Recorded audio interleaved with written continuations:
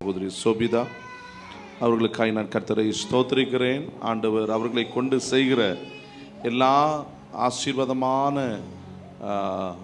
ஊழியங்களுக்காக கர்த்தரை ஸ்தோத்திரிக்கிறேன். அடிக்கடி அவங்க சண்டே பேசும்போதும் அவங்களை சந்திக்கும் போதும் இந்த ஊழியத்தை குறித்து கேட்பதுண்டு.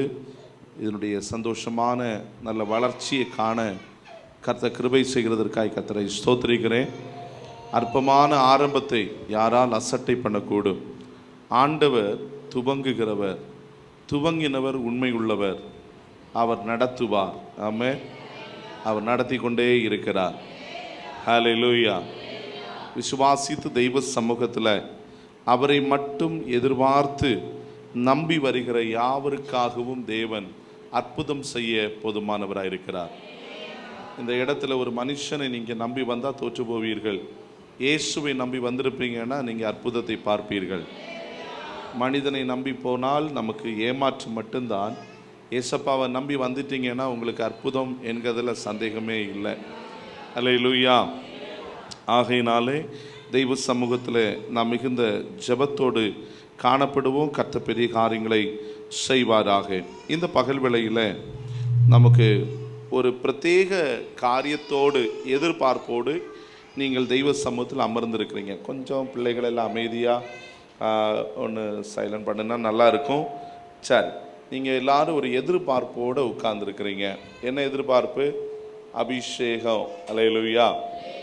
சகோதரி சொல்லும் பொழுதும் ஒரு அபிஷேக ஆராதனையாக இன்றைக்கு நடத்த வேண்டும் என்பதை அறிவித்திருக்கிறார்கள். ஆகிலும் தேவ சமூகத்தில் நம்மை முற்றிலுமாய் ஒப்பு கொடுக்கிறோம். ஆண்டவர் இந்த காரியத்தை வாய்க்க பண்ணுவாராக. அவர் என்ன இன்று பகல் வேளை சித்தமாக இருக்கிறாரோ அந்த காரியத்தை தேவனாகிய கர்த்தர் நிறைவேற்றுவாராக. தீர்க்கதரிசி சொல்லும் பொழுது சொன்னார், கடைசி நாட்களிலே மாம்சமான யாவர் மேலும் என் ஆவியை ஊற்றுவேன் என்றார். ஆமென். மாம்சமான யாவரும் என்று சொல்லும்போது ஆண், பெண், சிறுவர், பெரியோர், ஆமென், வாலிபர்கள் என்ற வித்தியாசம் இல்லாமல் அவர் நிச்சயமாகவே கடைசி நாட்களில் யாவர் மேலும், ஆமென், ஸ்தோத்திரம். ஏசாயா சொல்லுகிறார், கர்த்தருக்கு காத்திருக்கிறவர்கள் புது பலன் அடைந்து. அல்லேலூயா. அப்போ யாரெல்லாம் கர்த்தருக்காய் காத்திருக்கிறார்களோ, யாரெல்லாம் தெய்வ சமூகத்தில் எதிர்பார்ப்போடு அமர்ந்திருக்கிறார்களோ அவர்கள் எல்லாம் ஒரு புது பலனை பெற்று ஜெயத்தோடு மேன்மையான ஒரு நன்மையாகிய ஆசீர்வாதத்தை கண்டுகொள்ள ஆண்டவர் அனுக்கிரகம் செய்வாராக. இந்த பகல் வேளையில் சற்று நேர தியானத்திற்காக அப்போஸ்தலர் நடபடிகளின் புஸ்தகம் 2ஆம் அதிகாரம், அப்போஸ்தலர் நடபடிகள் 2ஆம் அதிகாரம் 1 முதல் 4 வரையுள்ள வசனங்களை ஒருவர் சத்தமாய் வாசிக்கலாம்.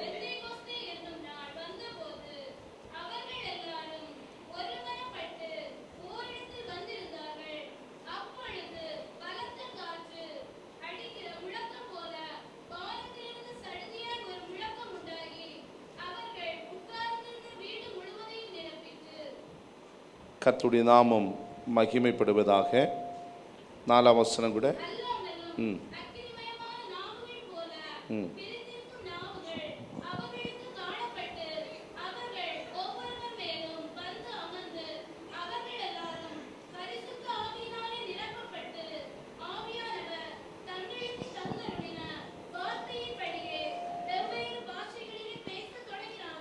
கர்த்தருடைய நாமம் மகிமைப்படுவதாக.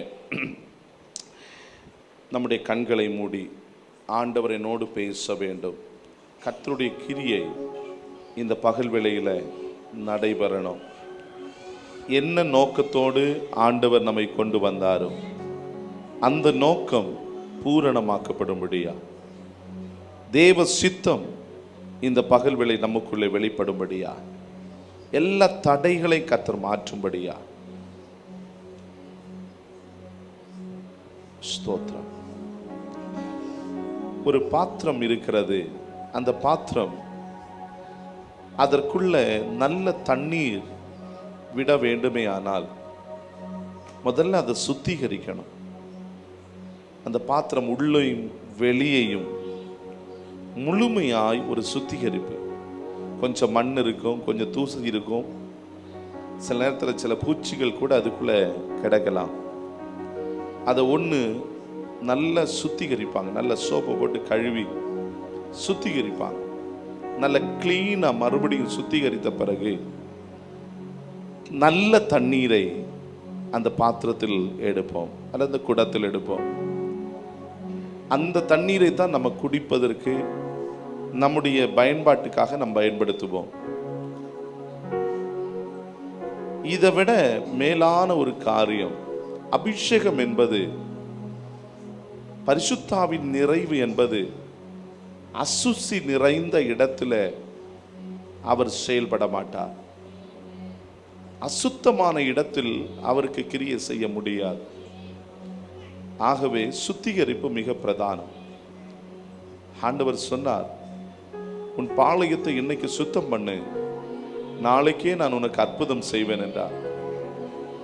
ஒரு சுத்திகரிப்பு நமக்குள்ளே உண்டாகட்டும். நம்மை ஆயத்தப்படுத்தி, ஆண்டவரே என்னை முற்றிலுமாய் ஆயத்தப்படுத்துகிறேன், உமக்கு சித்தமான நீர் விரும்புகிற ஒரு பாத்திரமா என்னை மாறச் செய். எல்லா கண்களை மூடி ஒரு நிமிஷம் இன்னைக்கு பகல் வேளையில் அந்த ஜீவ ஜல நதி அண்டையிலே என்னை கொண்டு செல்லும் ஆண்டவரே. உண்மையிலே பரிசுத்தாவினுடைய ஆளுகை இந்த ஆலயத்திற்குள்ளே இருக்கிறதை நான் உணர்கிறேன். இந்த கட்டிடத்திற்குள்ளே கர்த்தருடைய ஆளுகை இருக்கிறது, அதை நான் ஆவியில் உணர்கிறேன். இந்த பகல் வேளையில தேவ கிருபையை பெற்று அந்த ஆளுகைக்குள்ளாக என்னை நடத்த, நதி அண்டையில் வந்துட்டீங்க, நதி அண்டையில் வந்து விட்டீர்கள், இனி அந்த நதியில இறங்கணும், அவ்வளவுதான். சிலரு ஆழம் எவ்வளவு என்று தெரியாமல் இருக்கிறீங்க, இறங்கி பாருங்கள். பரிசுத்தாவி என்கிற நதிக்குள்ளாய் இறங்கி பாருங்க.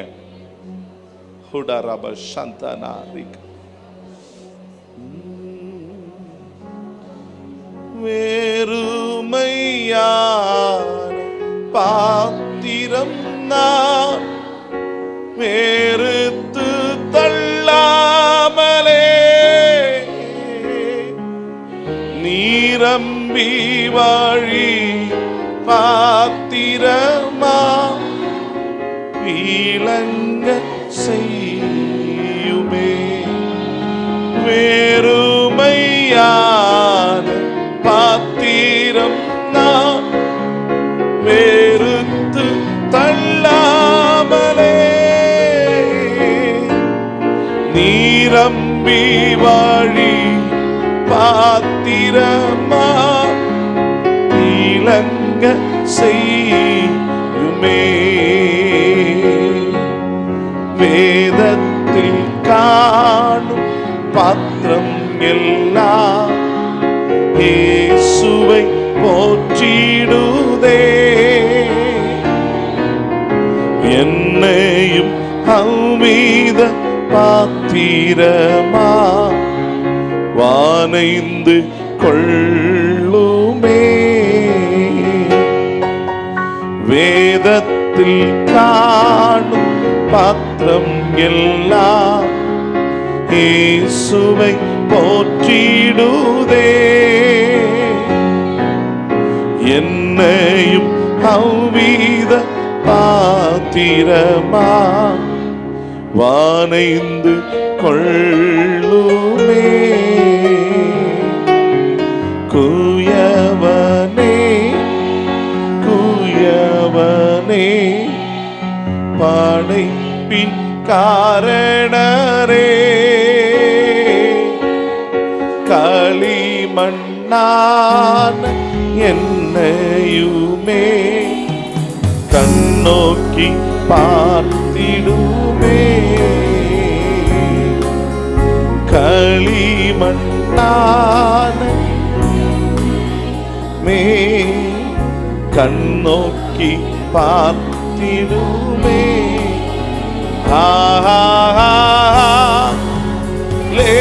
ஹல்லேலூயா, ஹல்லேலூயா,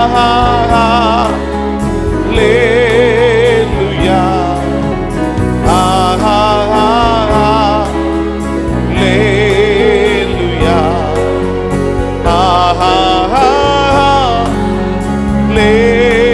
ஹல்லேலூயா.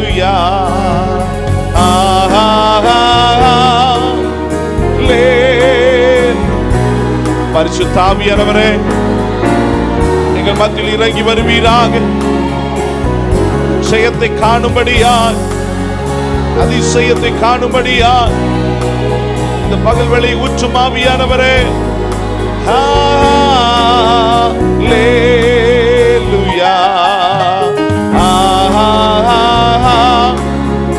ஷபபபப ரிகபலகதன திபரபலது உடரபப ஷந்தன ரகதன உடரபலகரதன திபரகதுனினி தேவ மகிமையே ஷிகரபலகதன உடரபலகதன திபரதுன.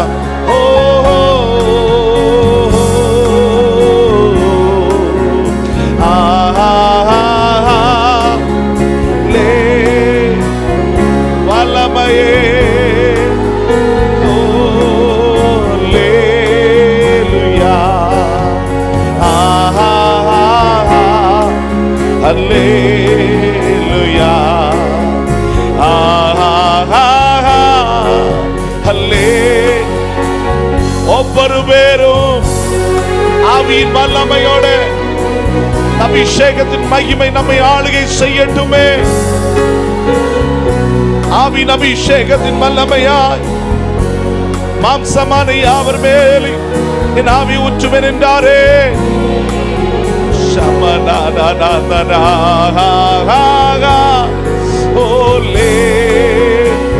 வாய் திறந்து சத்தமா பரிசுத்த ஆவி இந்த இடத்திலே அசைவாடி கொண்டிருக்கு. தேவ கிருபை, தேவ கிருபை, தேவ கிருபை, தேவ கிருபை வல்லமையா இப்பொழுதே, இப்பொழுதே, இப்பொழுதே உடரபலகரதன் சிதனதனா. ஓ வானமும் பூமியும் படைத்தவரே,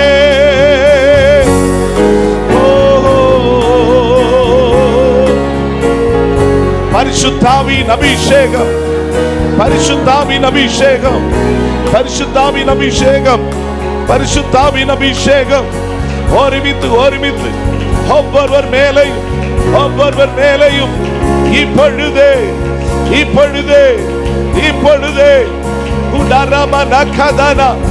அப்போஸ்தலர்கள் நாட்களில் சொல்லப்பட்டவைகள் சம்பவிப்பதாக. அப்போஸ்தலர்கள் நாட்களில் சம்பவித்தவைகள் இப்பொழுது நடப்பதாக. அப்போஸ்தலர்கள் நாட்களிலே உருவாக்கப்பட்ட அபிஷேகத்தின் நதி, சபையை உருவாக்க செய்த அபிஷேகத்தின் நதி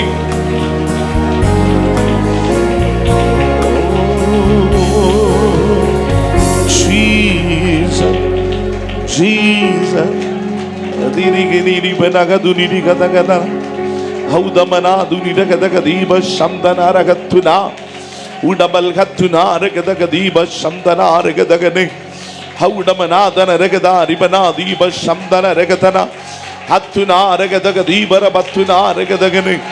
Udamana kaduna ragadagadiba shamdana. Haudamana dana ragada ribana diba shamdana ragatune. Udabal Hatuna Regadaka Diba Shamdana Regadagane Haudamanadana Regadaka Diba Shambara Balabatuna Udamanagadana Dibana Dibarabala Katuna Nalla Kaikala Tati Avila Nerami Avila Nerami Ale Alaya Abhishekatin Mahima Ale Alaya Namadimatila Villa Abugire Deva Prasanam Deva Prasanam Udara Baba Baba Shikara Mama Nadana ரிபலா கதானா ரிபனா கதானா. சில பாத்திரங்கள் நிரப்பப்படுகட்டும், பாத்திரங்கள் நிரப்பப்படுவதாக, நிரப்பப்படுவதாக. சுத்திகரிக்கப்பட்ட பாத்திரங்கள் நிரப்பப்படுவதாக, சுத்திகரிக்கப்பட்ட பாத்திரங்கள் நிரப்பப்படுவதாக. கடைசி நாட்களில் மாம்சமாமல் யாவர் மேலையும் ஊற்றப்படுகிற தெய்வீக அபிஷேகத்தின் வல்லமை, அபிஷேகத்தின் வல்லமை, அபிஷேகத்தின் வல்லமை பெந்தெகோஸ்து நாளில் இறங்கி வந்த அபிஷேகத்தின் நதி இப்பொழுது இந்த இடத்துல உருவற்று ஓடுவதாக. உடமன கதனா சிகரகலதன ரிபனதுனி உடரபல கதனதனா. சோர்வுகள் மாறுகிறது, சோர்வுகள் மாறுகிறது, சரீர பலவீனங்கள் மாறுகிறது. ஆராதிக்கிற நேரத்தில் பலவீனங்கள் மாறுகிறது, ஆராதிக்கிற நேரத்தில் கர்த்தருடைய வல்லமை வெளிப்படுகிறது. எஸ் ரிபனா கதனா சிகரமனா. உன்னுடைய வாழ்க்கையில அபிஷேகம் பெற்றுக்கொள்வதற்கு தடையாக இருந்த கட்டுகள் உடைக்கப்படுகிறது. இயேசுவின் நாமத்தில் கட்டுகள் உடைக்கப்படுகிறது.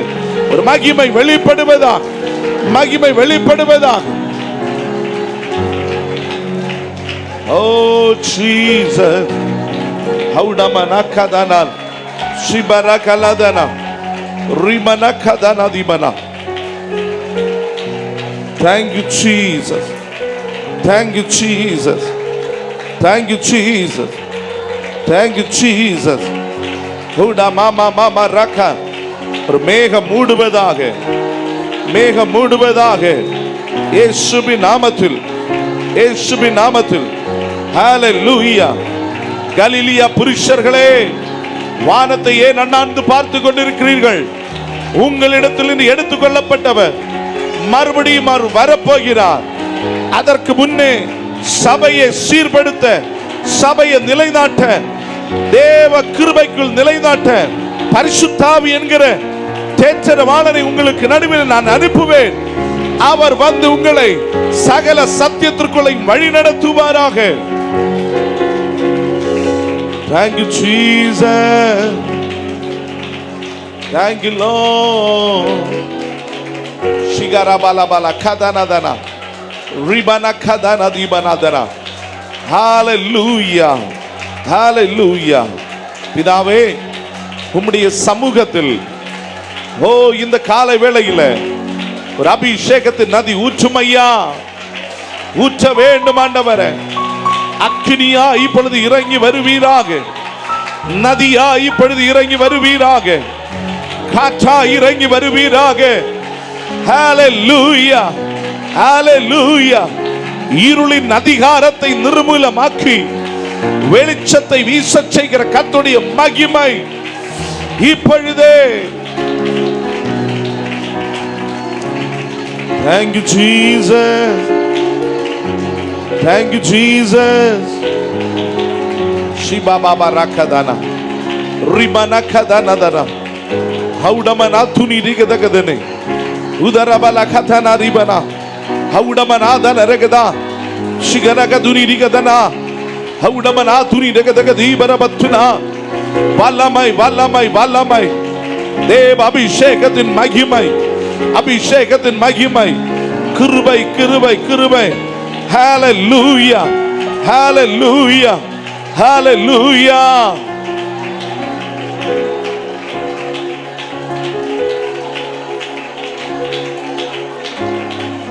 Thank you Jesus. Amen. நம்முடைய கரங்களை தாழ்த்துகிறோம் ஆண்டவரே. பரிசுத்த ஆவியானவர் எங்கள் நடுவில் உலாவுவதற்காக நன்றி. இயேசு ரட்சக நாமத்தில் ஜெபிக்கிறோம் எங்கள் ஜெபத்தை கேளு நல்ல பிதாவே. ஆமென். ஹalleluya, ஹalleluya. ஆண்டவருடைய நாமம் மகிமைப்படுவதாக.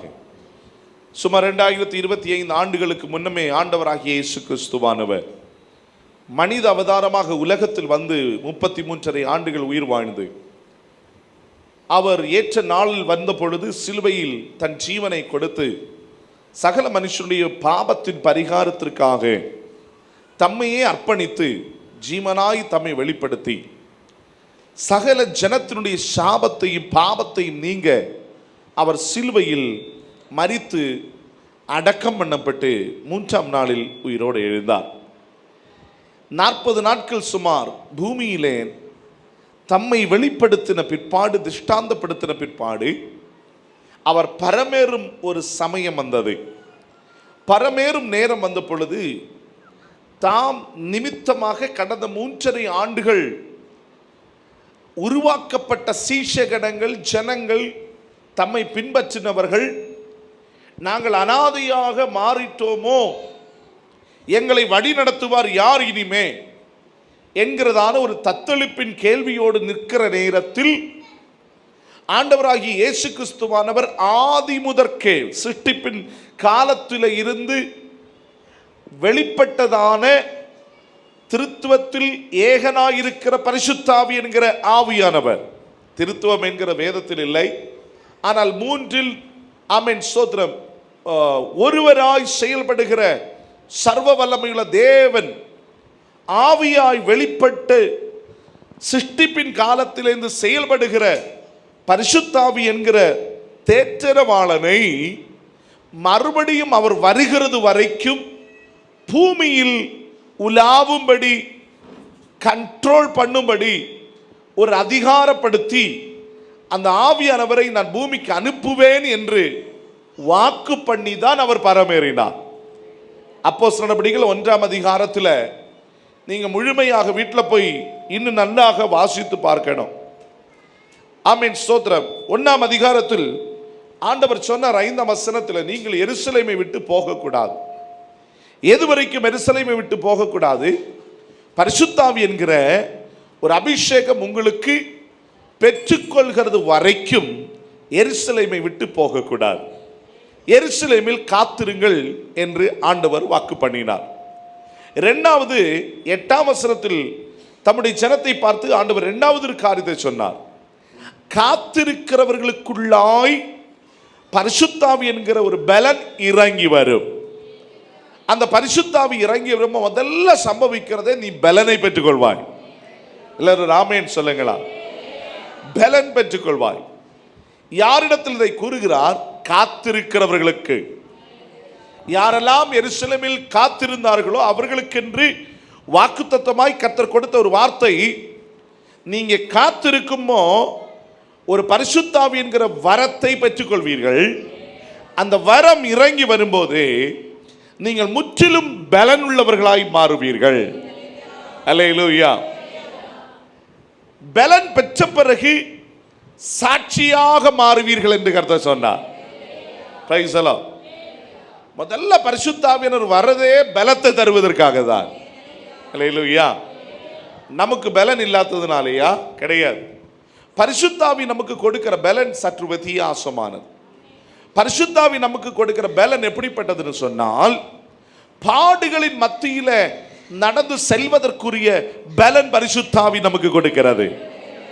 பாடுகள் வரும்பொழுது, பிரச்சனைகள் வரும்போது அதன் மத்தியில் எப்படி நாம் தாண்டி செல்ல வேண்டும் என்பதை ஆமென் பரிசுத்தாவி நம்மோடு கூட இருக்குமோ அவைகளை தாண்டி செல்வதற்கு தேவன் அனுக்கிரகம் செய்கிறார். பரிசுத்தாவி நமக்குள்ள வரும்போ எப்பக்கத்திலும் நெருக்கப்பட்டாலும் ஒடுங்கி போக அனுமதிக்காமல் ஒரு காக்கிற ஒரு பலன் நமக்குள்ளே பரிசுத்தாவியாய் வெளிப்படுகிறார்.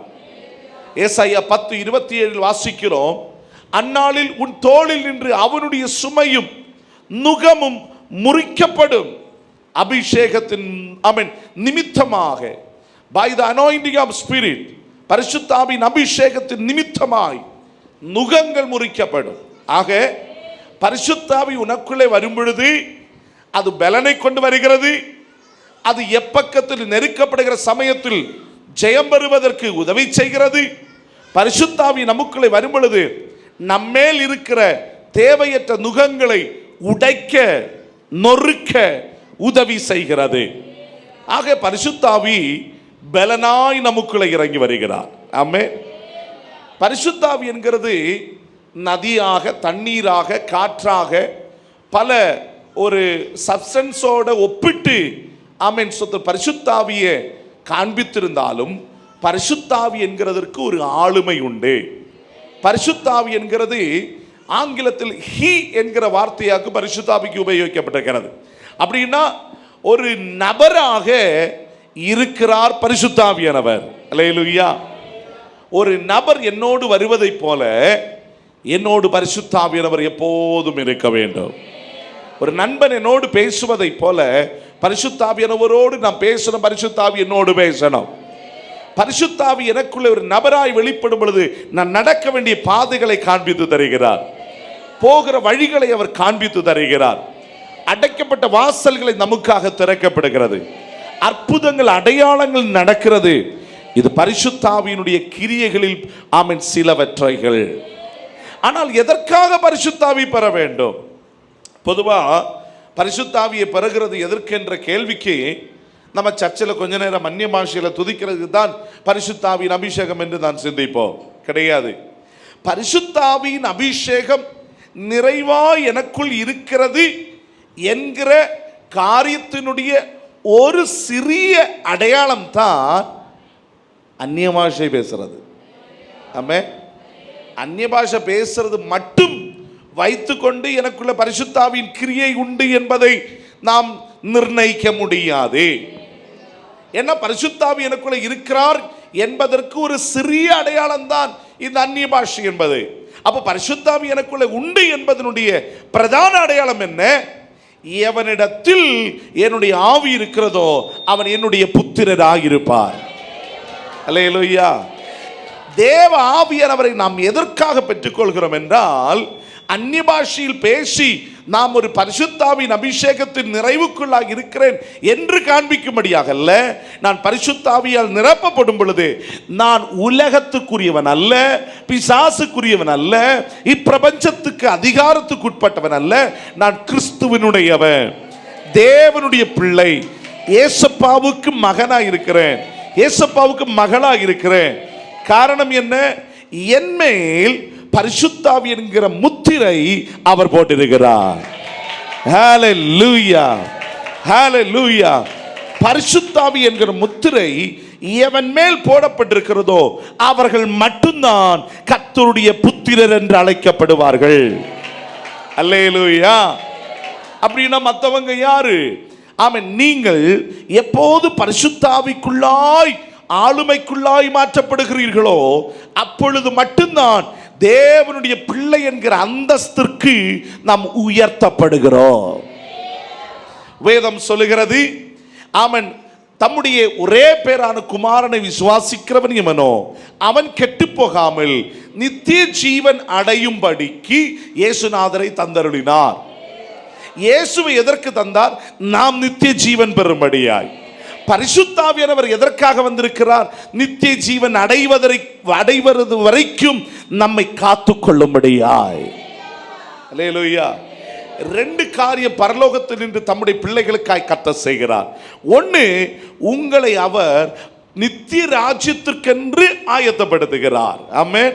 அதுதான் ரட்சிப்பு, ஞான ஸ்நானம், ஆமென், ஸ்தோத்திரம், சபையினுடைய ஐக்கியம், அப்பம் நொறுக்குதல், அப்போஸ்தலிக உபதேசத்தை பின்பற்றுவது, அந்யோன்ய ஐக்கியமாக இருப்பது, அன்பாக இருப்பது, ஆமென், ஸ்தோத்திரம், ஒருவருக்கொருவர் விட்டு கொடுத்திருக்கிறது. இப்படிப்பட்ட நற்பண்புகள் எல்லாம் பரலோக ராஜ்யத்திற்கு, நித்திய ராஜ்யத்திற்கென்று நான் போவதற்கு ஆயத்தமாய் கொண்டிருக்கிறேன் என்பதனுடைய அடையாளங்களாக இருக்கின்றன. அல்லேலூயா. அப்ப இதெல்லாம் எப்போ சம்பவிக்கும்? இயேசு எனக்குள்ள வருமோ இந்த காரியங்கள் எல்லாம் சம்பவிக்கிறது. இயேசு எனக்குள்ள வருமோ எனக்குள் இருக்கிற அந்தகாரம் விலகி போகிறது. இயேசு எனக்குள்ளே வரும் பொழுது என் மேல் இருக்கிற மேலெழுத்தை அவர் மாற்றுகிறார். நம்ம மொழியில சொன்ன தலையெழுத்தை அவர் மாற்றுகிறார். ஹல்லேலூயா. என்னுடைய மரணத்தை அவர் நீக்கி போடுகிறார். என்னுடைய நித்திய அழிவுக்கு நேராய் போகிற ஆத்துமாவை ஜீவனுக்கு நேராக அவர் கொண்டு வருகிறார். அதுதான் இயேசுவை நான் ஏற்றுக்கொள்கிற சமயத்தில் சம்பவிக்கிற காரியங்கள். அவரை நான் ஏற்றுக்கொள்ளும் பொழுது, ரட்சிக்கப்படும் பொழுது, என்ன ரட்சிப்பு என்றால் என்ன? Price the Lord. ரட்சிப்பு என்றால் ஏற்கனவே உங்களுக்கு நன்றாக சகோதரி உங்களுக்கு கற்று தந்திருப்பார்கள். ஒரே வார்த்தையில் நான் சொல்லுகிறேன், இன்னைக்கு என்னுடைய சப்ஜெக்ட் அதல்ல. ஆமென். ரட்சிப்பு என்றால் கர்த்தராகிய இயேசு கிறிஸ்து தான் மெய்யான தெய்வம் என்றும் தேவர்களில் ஒருவன் என்றல்ல, மெய்யான தெய்வம். ஆமென். அவருக்கு நிகரானவரும் இல்லை, அவரை போல ஒருவரும் இல்லை என்கிற பூரண நிச்சயம் நம்முடைய இருதயத்திற்குள்ள வந்து அதை வாய் திறந்து அறிக்கை பண்ணணும். ஆண்டவரே, நான் பூரணமாய் நம்புறேன், நீங்க தான் உண்மையான கடவுள், நீங்க தான் உண்மையான தெய்வம் என்கிறத நான் பூரணமாய் நம்பி இப்ப வாயினால் அறிக்கை பண்ணுகிறேன், உம்மை என்னுடைய இரட்சகராக ஏற்றுக்கொள்கிறேன் என்று என்னைக்கு நீங்க ப்ரொக்ளைம் பண்றீங்களோ, அறிக்கை பண்றீங்களோ, அதுதான் ரட்சிப்பினுடைய முதற்கட்டத்திற்குள் வருகிறீர்கள். அந்த முதற்கட்டத்திற்குள் வந்தவர்களுக்காய் நான் கர்த்தரை ஸ்தோத்திரிக்கிறேன். ஹல்லேலூயா. இரண்டாவது, அவர் சொன்ன கட்டளையாகிய ஞானஸ்நானத்தை எடுப்பது. ஞானஸ்நானம் என்றால் என்ன? பொதுவாக நமக்கு ஞானஸ்நானம் பல நிலைமைகளில் ஆமென் கற்றுக் கொடுக்கிறது இருக்கிறது. Price the Lord. சமுதாயம் பல நிலைமையில் நமக்கு கற்றுக் கொடுக்கும். ஒவ்வொரு சபையும் ஒவ்வொரு விதமாக நமக்கு கற்றுக் கொடுக்கும். Price the Lord. ஆனால் நான் சொல்றதை நீங்க கேட்கக்கூடாது. ஆமென். சமுதாயம் சொல்றதை கேட்கக்கூடாது. உங்க கையில் இருக்கிற பைபிள் எது ஞானஸ்நானம் சொல்லியிருக்கோ அதுதான் நீங்க கற்றுக்கொள்ளணும். ஆமென். சொல்லுங்க அல்லேலூயா. இயேசுநாதர் என்ன ஞானஸ்நானம் எடுத்தாரோ அதுதான் உண்மையான ஞானஸ்நானம். அவர் எந்த ஞானஸ்நானம் எடுத்தார்? ரோமன் கேத்தலிக் பைபிளில் சொல்லியிருக்கு, ஈசு மசிகா, மலையாளத்தில் ஈசு மசிகா வெள்ளத்தில் நின்று பொங்கிது. ஆமென் சோதரம் மலையாளத்தில் எழுதப்பட்டிருக்கிறது. அப்படின்னா இயேசுநாதர் தண்ணீரில் நின்று எழும்பினார்.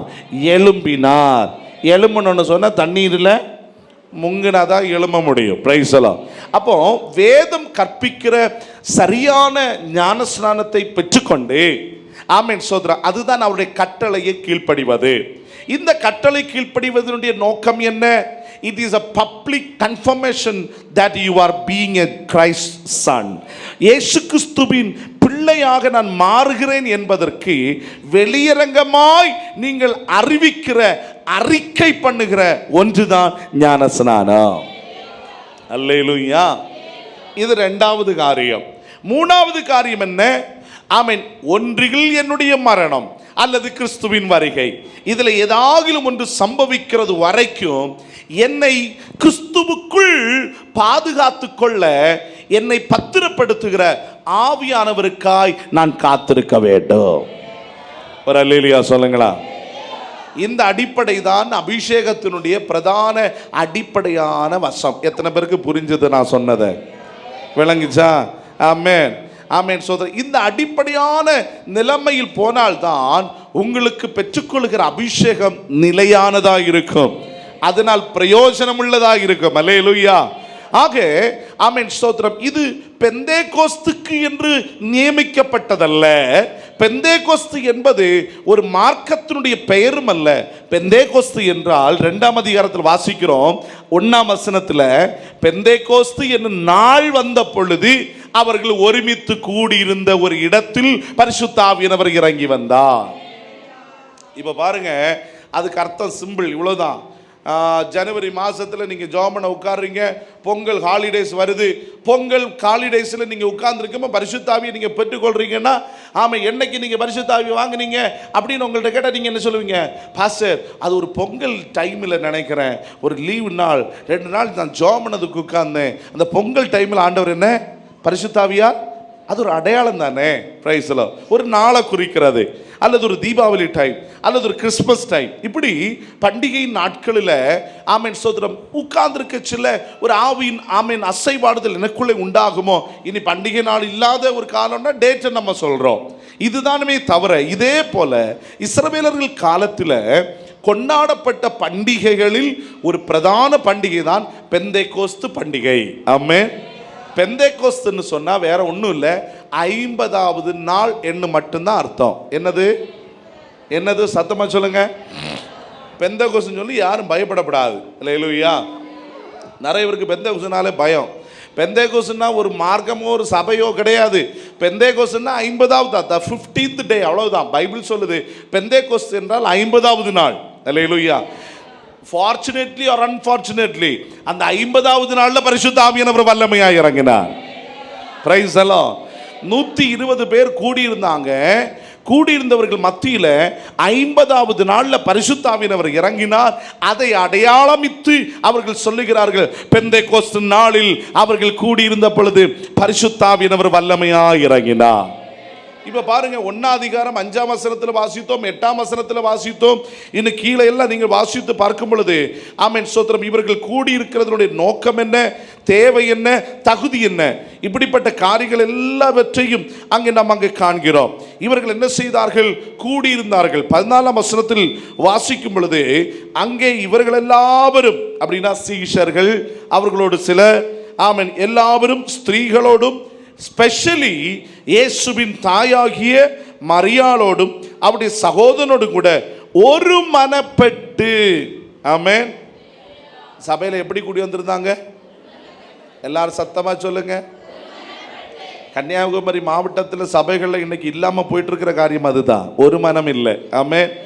சபைகளுக்குள்ள என்ன இல்லை? ஒரு மனம் இல்லைன்னா பரிசுத்தாவின் கிரியை அங்கே நடக்காதுங்கிறது ஆமென் அதிக நிச்சயமா. அல்லேலூயா. அப்போ சபைக்குள்ள என்ன இருக்கணும்? பரிசுத்தாவிக்காய் காத்திருக்கிறவர்களுக்குள்ள என்ன இருக்கணும்? இரு மனம் அல்ல, ஒரு மனம். ராமன் சொல்லுங்களா.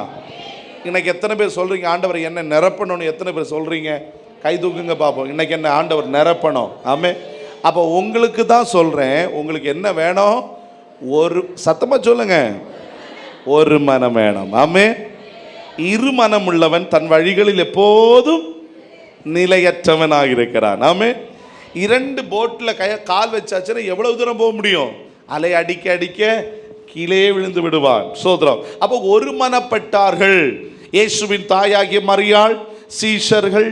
ஆமென். மொத்தத்தில் எத்தனை பேர்? எல்லாம் கூட 120 பேர். 120 people. 120 பேர் எப்படி வந்து கூடியிருந்தாங்க? எல்லாரும் பலமா சொல்லுங்க, சத்தமா சொல்லுங்க. ஒரு மனமாய் கூடியிருந்தாங்க. அல்லேலூயா. 120 பேர்ல இயேசுவின் தாயாகிய மரியாளும் அதோடு கூட கூடி உட்கார்ந்தார்கள். அப்படின்னா 119 பிளஸ் மரியாள் 120, அவ்வளவுதான்.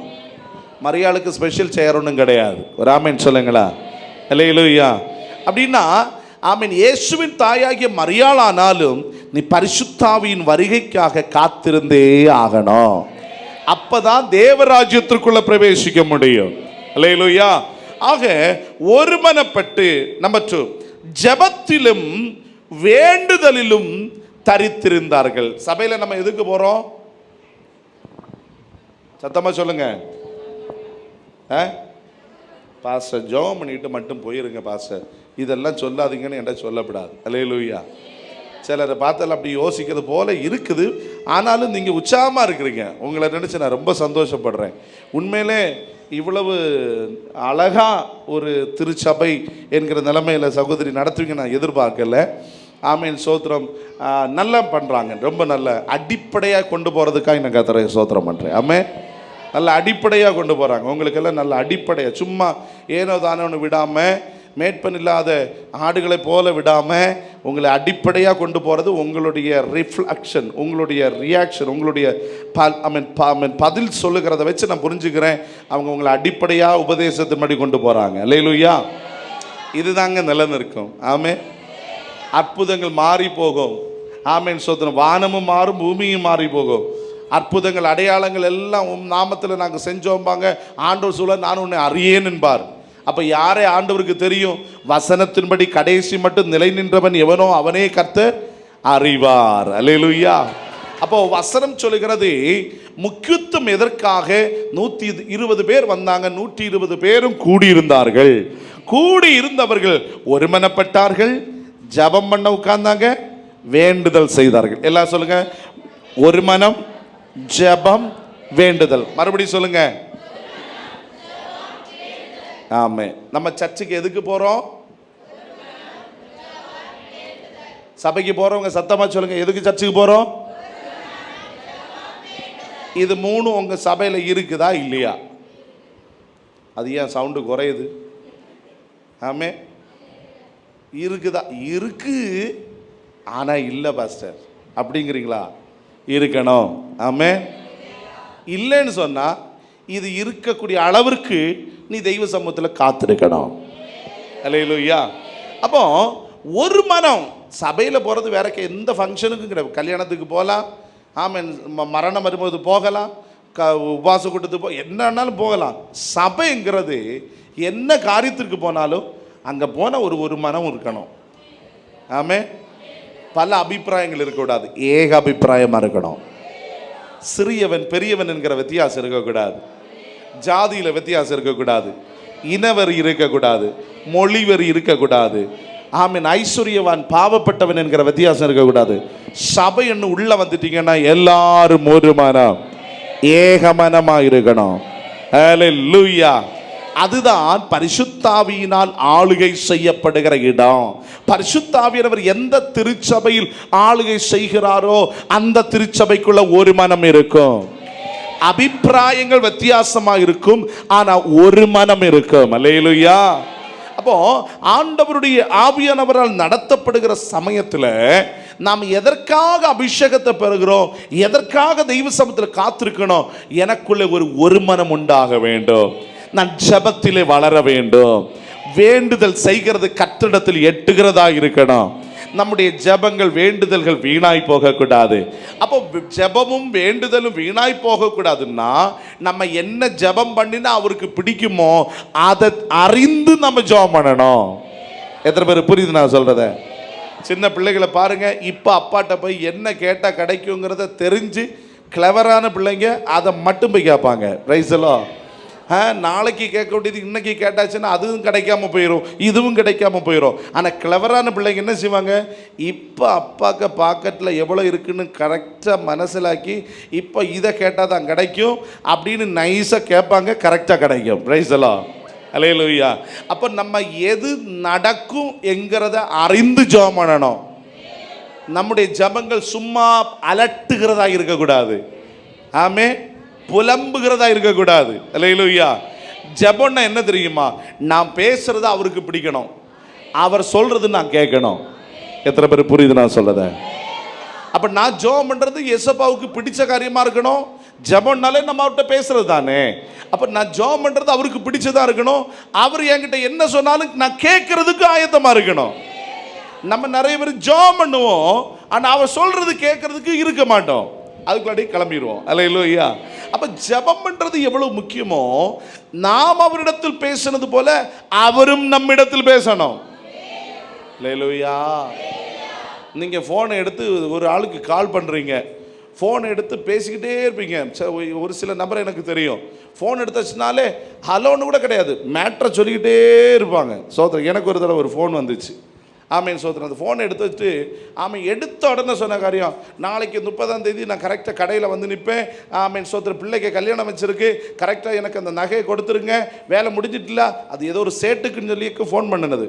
ஒரு 15 நிமிஷம் பேசுது, நானும் பேசாமல் இருக்கிறேன். சோத்திரம்.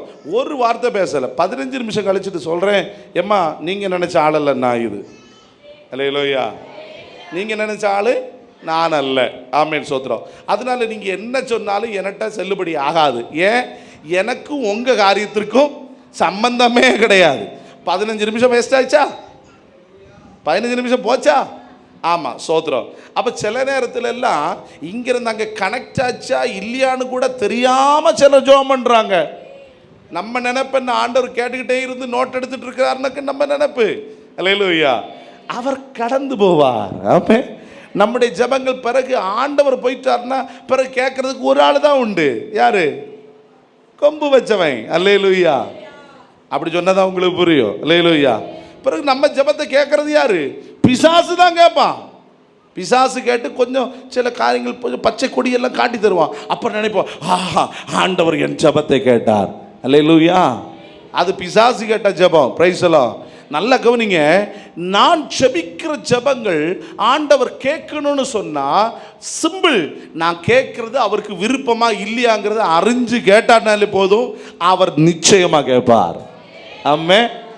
சரி, இப்போ ஒரு பிரச்சனை என்ன?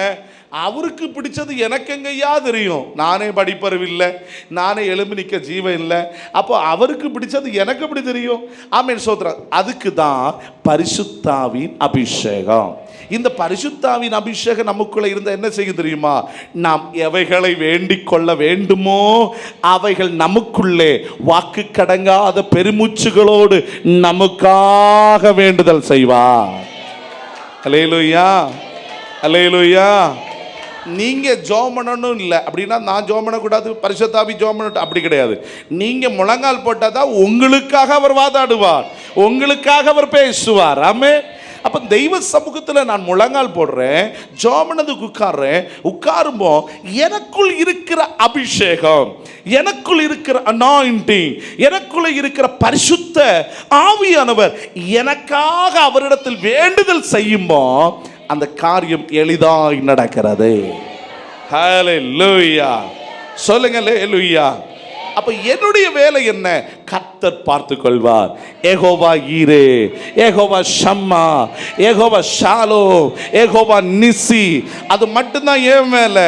கர்த்தர் பார்த்து கொள்வார், கர்த்தர் சமாதானத்தை கொடுப்பார், கர்த்தர் ஜெயக்கொடியேற்றுவார். இந்த நம்பிக்கையோடு நீ முழங்கால் படியிடும்போ நீங்கள் பெற்றதான அபிஷேகத்தின் வல்லமையானது உங்களுக்குள்ளே பலனாய் வெளிப்பட்டு வாக்கு கடங்காத பெருமூச்சுகளோடு நான் ஜெபிக்க வேண்டியவைகள், நான் பேச வேண்டிய காரியங்களை அவர் எனக்காக பேசுவார். அவர் எனக்காக கர்த்தரோடு வாதாடுவார். அவர் எனக்காக அவர் பேசுவார். ஹல்லேலூயா. இதற்காக தான் பரிசுத்த ஆவியின் அபிஷேகத்தின் நிறைவு. ஹல்லேலூயா, ஹல்லேலூயா. அப்போ இதெல்லாம் சம்பவிக்கணும்னு சொன்னா ஒரு மனம் ஜெபம் வேண்டுதல் தேவ சமூகத்தில் கர்த்தரிடத்தில் எட்டுகிறதாகவே இருக்க வேண்டும். கைகளை உயர்த்தி ஒரு ஆமென் சொல்லலாமே.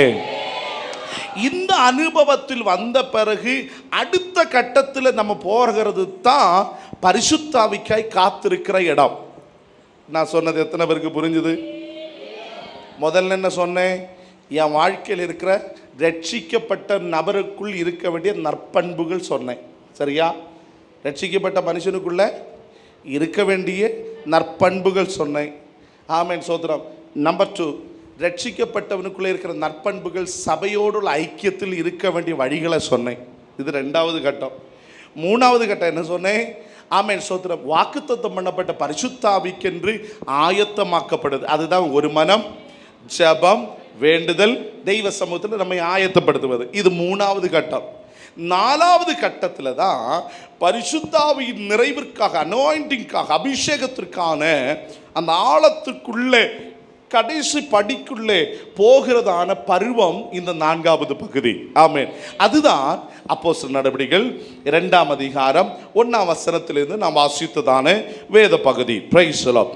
அங்கே வாசிக்கிறோம், அவர்கள் எல்லாரும் ஓரிடத்தில் கூடி வந்தார்கள். எங்க வந்தாங்க? ஓரிடத்துல கூடி வந்தாங்க. அல்லேலூயா, ஆமென். ஓரிடத்துல எப்படி கூடி வந்தாங்க? ஒரு மனப்பட்டு. இதெல்லாம் வரணும். இந்த 3 பாடம் இதுல வரணும். 4வது பாடத்துக்கு வருமோ? முதல்ல இருந்து வாங்க. ரட்சிப்பு, தேவ கட்டளைக்கு கீழ்ப்படிந்து, அப்புறம் ஜெபத்திற்கு ஆயத்தமாக்குதல், ஒருமனப்பட்டு, ஜெபம், வேண்டுதல், இந்த ப்ரிப்பரேஷன் எல்லாம் ஆகி இங்க வந்து ஓரிடத்தில் இப்ப கூடி இருக்கிறாங்க. இப்ப கூடி இருக்குமோ ஆண்டவர் கவனிக்கிறார். கவனித்து பார்க்கும்போ, ஆமென், ஸ்தோத்திரம், இந்த கூடி இருந்த 120 பேரும் அதுல எத்தனை பேர் அபிஷேகத்தை வாங்கினாங்க? எத்தனை பேர்? எல்லாரும் வாங்கினாங்களா? இல்லை ஒரு 100 பேர் வாங்கி பாக்கி 20 வாங்கலையா? எல்லாரும் வாங்கினா. அப்போ எல்லாரும் அபிஷேகத்தை வாங்கினாங்கன்னா அதுக்கு அர்த்தம் என்ன? 120 பேரும் அபிஷேகம் பெறதுக்கு ஆயத்தமானார்கள். எத்தனை பேர் புரியுது நான் சொல்றத? கூடியிருந்த 120 பேரும் அபிஷேகம் வாங்குறதுக்கு ஆயத்தமானாங்க. அதுல பல ஏஜ் வித்தியாசம் உள்ளவங்க இருந்தாங்க. வயதானவங்க உண்டு, மத்திய வயசு உண்டு, ஆமென், சோதர வாலிப பருவத்தில் உள்ளவங்க உண்டு, வித்தியாசமான பருவத்தில் உள்ளவங்க எல்லாம் இந்த 120 பேருக்குள்ளே இருந்திருந்தது. அல்லேலூயா. ஆனா இவர்கள் எல்லாரும் பரிசுத்த ஆவி வந்தப்போ எல்லாரையும் ஒன்றாக நிரப்பினது. ஹல்லேலூயா. அப்படின்னு அர்த்தம் என்ன? கூடியிருந்தவங்க எல்லாரும் ஆயத்தமானார்கள். ஆமென். அப்ப அதுக்கு அர்த்தம், எத்தனை பேர் இந்த ஜெபத்தில் இன்னைக்கு இந்த வார்த்தைகளை கேட்கிறவர்களில் ஆயத்தமாக இருக்கிறீர்களோ, ஆயத்தமாக இருக்கிற அத்தனை பேர் மேலையும் பரிசுத்த ஆவியின் அபிஷேகம் இறங்கி வர போகிறது. Praise the lord, praise the lord. சடுதியாய் அப்படின்னு வசனத்தில் வாசிக்கிறோம். 2ஆம் வசனத்துல சடுதியாய் பலத்த காற்று அடிக்கிற முழக்கம் போல வானத்திலிருந்து சடுதியாய் ஒரு முழக்கம் உண்டானது. அந்த முழக்கத்தின் நிமித்தம் உட்கார்ந்திருந்த வீடு முழுவதும் ஆமென் நிரப்பிற்று என்று வாசிக்கிறோம். அல்லேலூயா. சடுதியாய் வானத்தில் இருந்து ஒரு அக்கினி அந்த இடத்தில் வெளிப்பட்டது. அல்லேலூயா. இப்போ ஆமென், சோத்திரம். 3-4 வசனத்திற்குள்ள நான் வர்றதுக்கு முன்னாடி இதுக்கு அப்புறம் நடந்த சம்பவத்தை கூட ஒரு வார்த்தையில சொல்லி நான் 3-4க்குள்ள வரப்போகிறேன். ஆமென், சோத்திரம். இவங்க ஒரு மனப்பட்டு ஆயத்தமாக இந்த 4 கட்டத்தையும் தாண்டி காத்திருந்தார்கள், ஜெபிக்க தொடங்கினாங்க. ஆமென் ஜெபிக்க தொடங்கின பிற்பாடு ஆமென் சோதரம் அந்த அபிஷேகத்தை பெற்றுக்கொண்டார்கள்.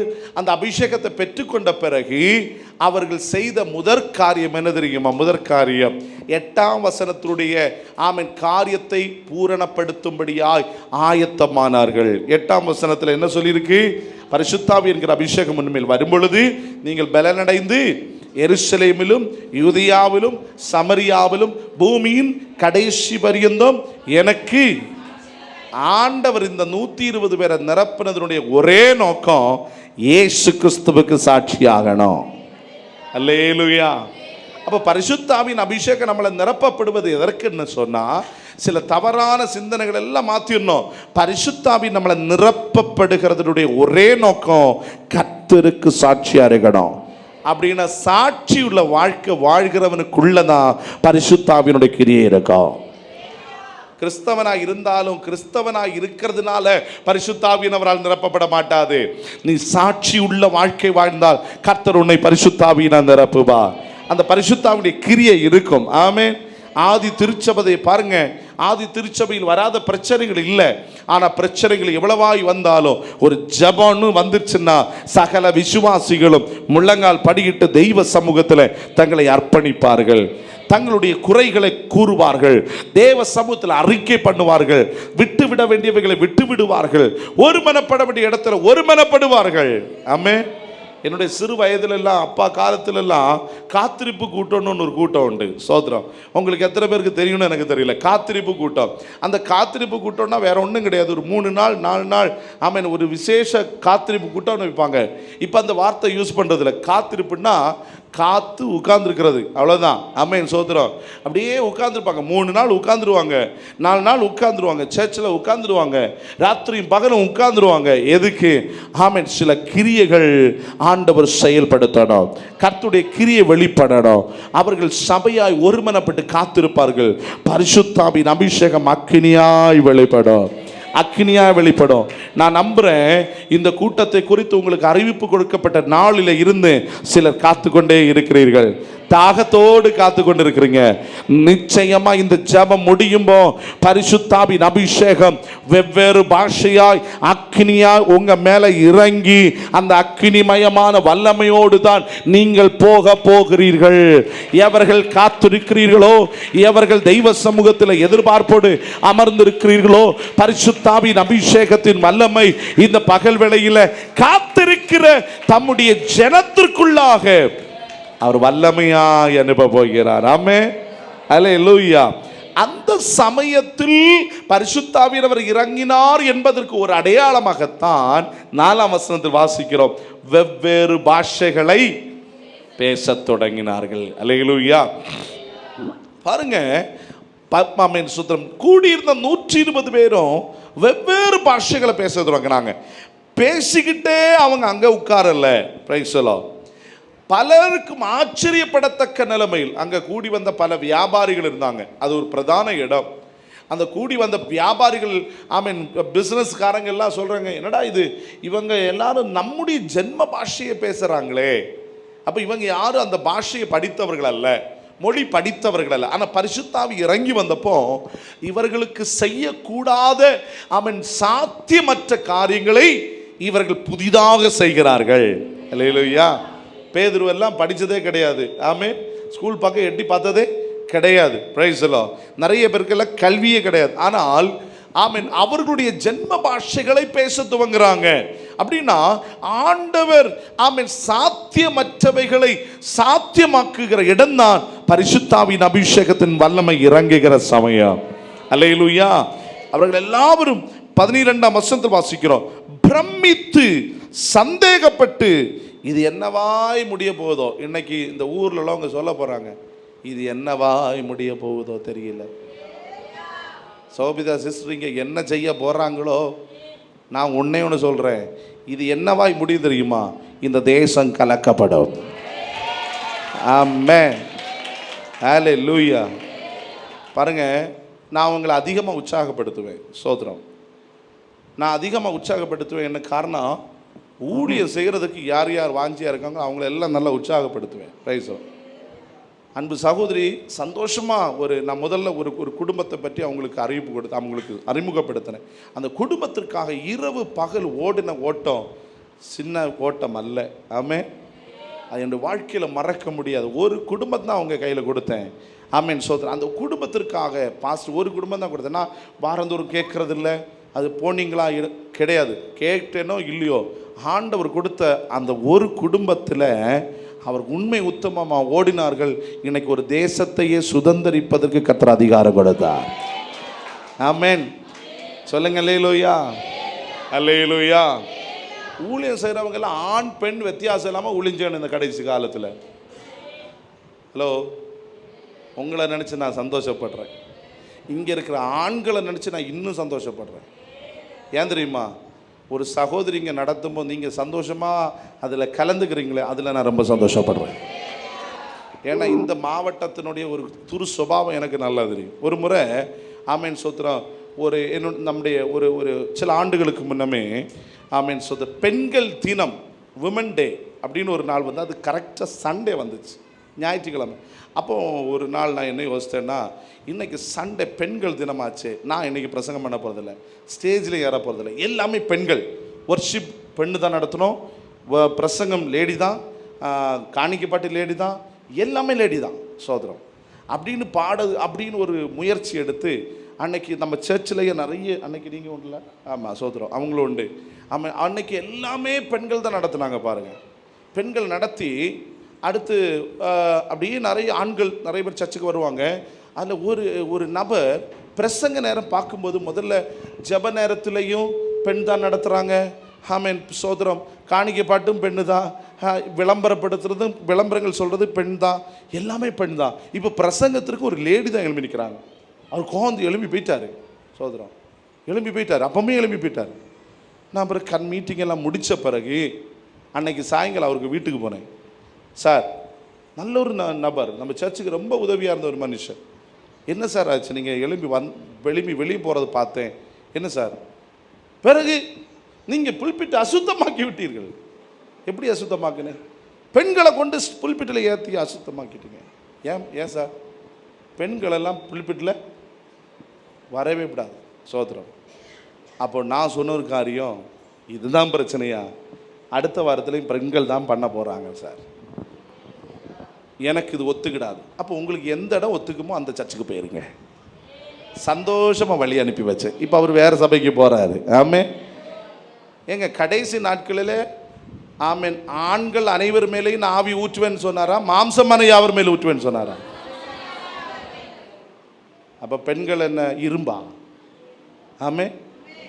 ஆண்டவர் இந்த கடைசி காலத்தில் எல்லாரையும் பயன்படுத்தணும், எல்லாரையும் பயன்படுத்தணும். தமக்கு சாட்சியாக நிற்க விரும்புகிற அத்தனை பேரையும் கர்த்தர் பயன்படுத்தணும். ஈன ஜாதி மத வித்தியாசம் இல்லாமல் சகலரையும் கர்த்தருடைய நாம மகிமைக்கென்று கர்த்தர் பயன்படுத்தணும். ஜனம் கேட்குறாங்க, இது என்னவாய் முடியுமோ? நான் சொல்கிறேன் இதனுடைய முடிவு.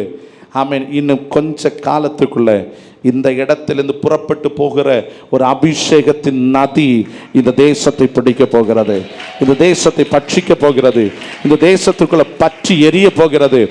சடுதியாய் ஒரு அபிஷேகத்தின் வல்லமை இந்த பட்டணத்தை பிடிக்க போகிறது.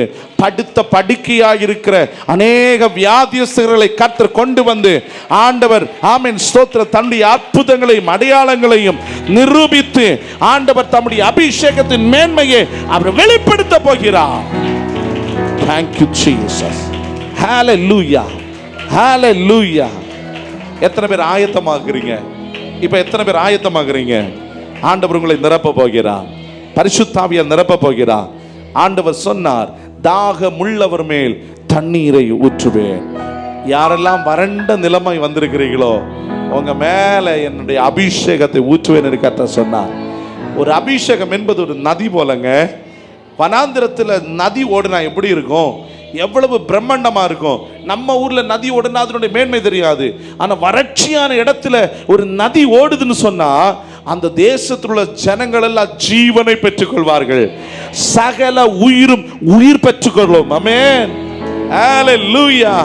வாட்டங்கள் மாறும், மாலின்யங்கள் மாறும், தேவ கிருபைகள் கிரியைகள் வெளிப்படுகிற இடமாய் மாறும். ஹல்லேலூயா. நாம் தெய்வ சமூகத்தில் ஜெபம் பண்ண போகிறோம்.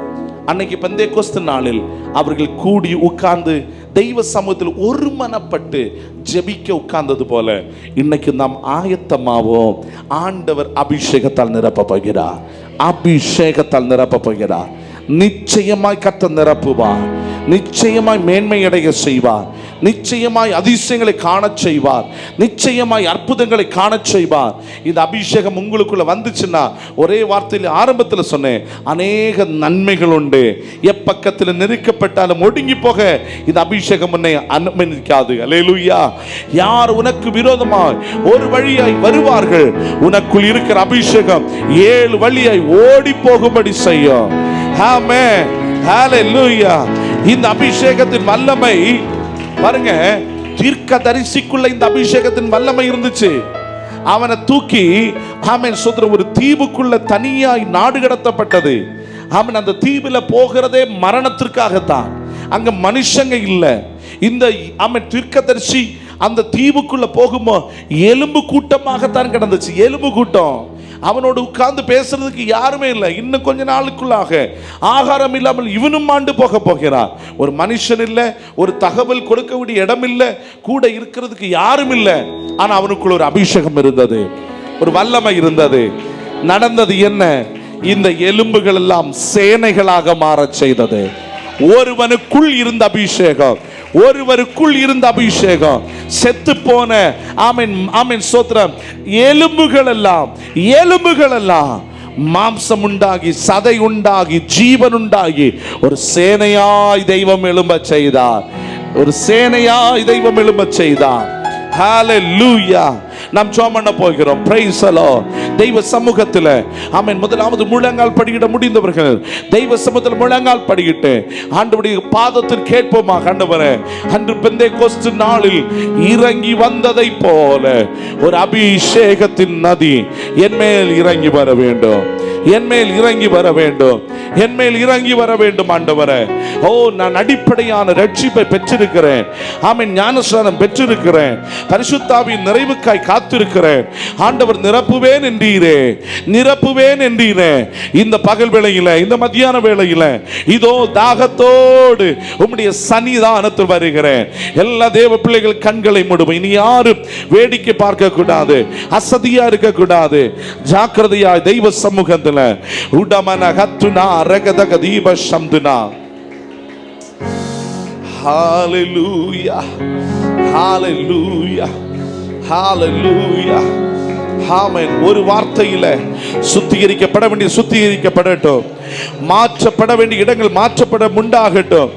அற்புதங்கள் நடக்க வேண்டும். அதிசயங்கள் நடக்க வேண்டும். அதிசயமான காரியங்களை கர்த்தர் செய்ய வேண்டும். ரிபலா சந்தனா திகரமனா உடரபல கதரம சந்துனா ஹவுடபரபல கரமனாதனா. தாகத்தோடு தெய்வனை நோக்கி ஜெபம் பண்ணுமோ, தாகத்தோடு தெய்வத்தை நோக்கி ஜெபம் பண்ணுவோமாக. இந்த பகல் வேளையில கர்த்தருடைய வல்லமை பலமாய் இறங்கி வர போகிறது. பலமாய் இறங்கி வர போகிறது. சிலர் அபிஷேகம் பெற்று இழந்து போன அனுபவத்தில் இருக்கிறீர்கள். கர்த்தர் மறுபடியும் உன்னை கொழுந்து விட்டு எரிய பண்ண போகிறார். ஓ, நெறிந்த நாணலை ஒடியாதவர், மங்கி எரிகிற திரியை கெடுக்காதவர். இந்த பகல் வேளையில கர்த்தருடைய அக்கினி உன்மேல் வானத்தில் இந்த சடுதியா இறங்கி வரப்போகிறது. சடுதியா இறங்கி வரப்போகிறது. கர்த்தருடைய அக்கினி பலமாய் அபிஷேகமாய் வெளிப்பட போகிறது. இந்த mighty name of Jesus. இயேசுவின் நாமத்தில் அன்று பெந்தேகோஸ்து நாளிலே கூடியிருந்த அனைவர் மேலேயும் பரிசுத்த ஆவியானவர் சடுதியா இறங்கினது போல இப்பொழுது இந்த ஜனத்தின் மத்தியில் பரிசுத்த ஆவியானவர் சடுதியாய் பலம் வல்லமை உள்ள அபிஷேகத்தின் மகிமையா இப்பொழுது இந்த இடத்தில் வெளிப்படுவதாக ஒரு நதி புறப்பட்டு செல்லட்டும். இயேசுவின் நாமத்தினாலே, இயேசுவின் நாமத்தினாலே உதமல கதன திமன கத்துனா ரகதகனே. இயேசுவின் நாமத்தினாலே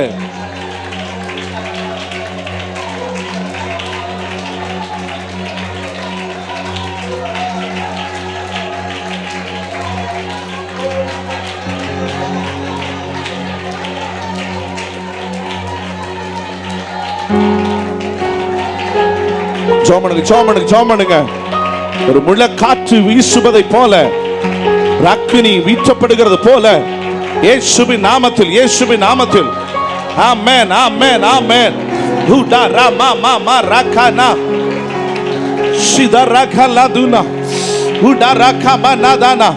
சில விடுதல் நடக்க போகிறது இயேசுவின் நாமத்தில், இயேசுவின் நாமத்தில்.